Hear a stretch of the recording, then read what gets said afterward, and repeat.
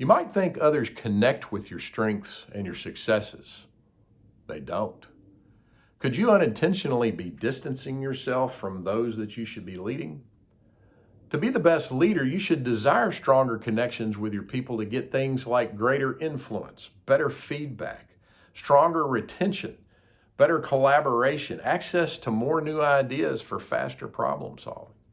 Now, all of this contributes to a stronger bottom line, and your culture improves in the process.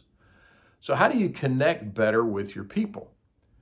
Your natural instinct is to lead with your best self, the wins, the highlights, the look what I've accomplished in order to be impressive.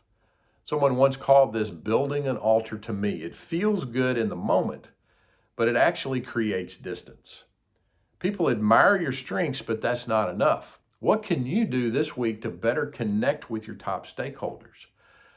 A few years ago, I was in a men's group, and in our first session, the leader had us go around the room and share our greatest success. The stories were big: championships, career milestones, huge transactions. Then he asked us to go back around and share our greatest failure. You could feel the air in the room change. The stories were raw, painful even.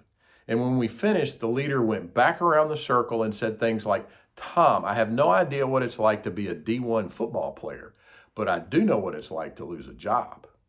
Barry, I can't imagine closing a $10 million deal, but I do understand overreacting and losing a relationship in the process." He identified with every single failure and not a single success. And in that moment, the room got real. Barriers dropped, connection happened. It's a well-known truth. People identify with your struggles more than your successes. So why do we still only show the highlight reel? Social media rewards glossy versions of our life, but the irony is authenticity is actually what earns trust in leadership and friendships and everything. Now, I'm not saying wallow in negativity. Gratitude matters, but there's power in dropping the armor at times and being honest, warts and all. It's not a weakness, it's actually a strength. So here's an experiment this week. Ask a coworker, what's the toughest part of your job? Then really listen and ask follow-up questions. Then share the toughest part of your job. You might be surprised how quickly the conversation shifts from polite to real. If you choose to do this with a subordinate, great, but remember, your goal is not to be their friend. You're their leader. Your goal is to lead with humility and to connect.